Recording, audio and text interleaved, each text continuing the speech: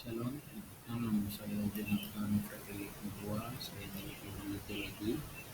Pada hari ini saya akan membahas, menjelaskan tentang apa itu HAM dan apa prestasinya bagi kita di Indonesia. Nah, ini jadi menurut kamus bahasa Indonesia,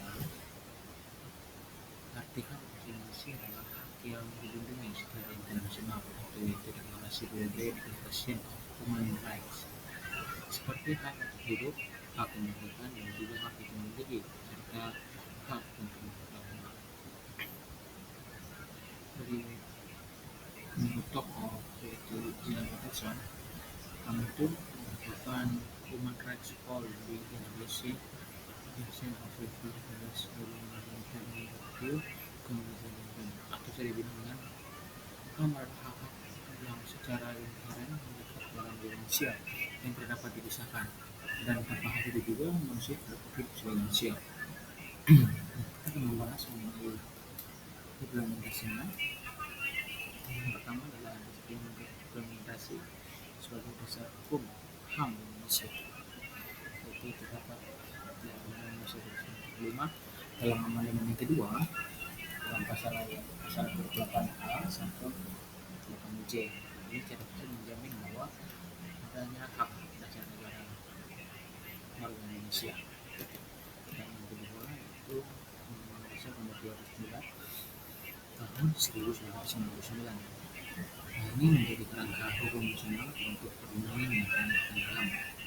Nah, yang berikut adalah Undang-Undang Dasar Nomor 26 tahun 2000 tentang pengadilan HAM, yang mengatur tentang pengadilan atas pelanggaran HAM berat seperti genosida dan kejahatan terhadap kemanusiaan. Nah, tiga referensi ini terdapat dalam dasar hukum di Indonesia. Dan berikut mengenai lembaga-lembaga apa saja sih menegakkan hukum dalam Islam, yaitu dalam lembaga Komnas HAM. Namanya adalah Komisi Nasional Hak Asasi Manusia. Lembaga independen yang bertugas menyelidiki dan melakukan HAM. Yang kedua yaitu Ombudsman. Republik Indonesia ini merupakan ombudsman ini merupakan pengawas atau yang mengawasi pelayanan publik yang menerima laporan. Jadi dia ini yang bisa mengawasi juga, dan dia bisa membuat kritikan dan saran atau laporan. Yang ketiga adalah Komisi Perlindungan Indonesia, itu atau KPI, dan Komnas Perempuan. Nah, ini mengenai kekerasan kepada perempuan dan anak-anak. Nah, jadi ini bisa mengenai perlindungan pada Indonesia dan juga pada perempuan. Yang berikut adalah informasi dalam kehidupan sehari-hari. Nah, di ini adalah yang pertama adanya kebebasan berpendapat, yaitu terdapat dalam Undang-Undang Pers Nomor 40 Tahun 1999. Ini bisa dibilang bahwa ini terlihat dalam bahayanya banyaknya media dan ruang publik diskusi. Itu kenapa kita bisa berkebebasan berpendapat media online dan secara langsung. Kedua adalah kebebasan beragama berpakaian. Ini terdapat dalam Undang-Undang Dasar 1945 dalam pasal 24 ayat dan 29. Nah, ini adalah tujuan bahwa dalam hari ini agar mengetahui mengatakan bahwa Indonesia itu harus mempunyai kebebasan beragama. Yang ketiga adalah pendidikan kesehatan semua. Itu ini bahwa di seluruh Indonesia harus ada mempunyai pendidikan dan kesehatan untuk semua yang umum. Nah, pemilikan demokrasi ini merupakan hak memilih atau dipilih untuk menjamin demokrasi. Jadi demokrasi pemilu ini bukan hak kita, merupakan hak kita untuk bisa memilih dan juga untuk dipilih. Yang kedua adalah untuk implementasinya, yaitu penggunaan kasus pelanggaran.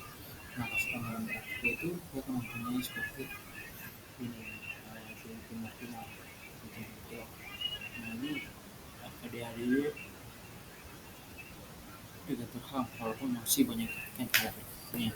Yang kedua adalah reformasi hukum dan kepolisian. Ini dia dilakukan untuk memastikan harap penegak hukum. Juga yang ketiga itu perlindungan terhadap pula masih banyak harusnya ada pihak mengatur ada jadi LGBT sekitar kita. Nah, kira-kira isu tentang penanganan ada di dalam HAM ini itu masih adanya intoleransi dan masih kita ada minoritas. Terus ada juga lemahnya penegakan hukum dan dalam kasus pelanggaran HAM berat. Dan yang ketiga, kekerasan oleh aparat atau masa dengan demonstrasi atau konflik kesenjangan akses terhadap hak dasar di daerah terpencil atau tertinggal. Sekian dan terima kasih. Shalom. Ini merupakan video saya sekarang dan terima kasih. Shalom. Terima kasih sampai jumpa. Terima kasih sampai jumpa.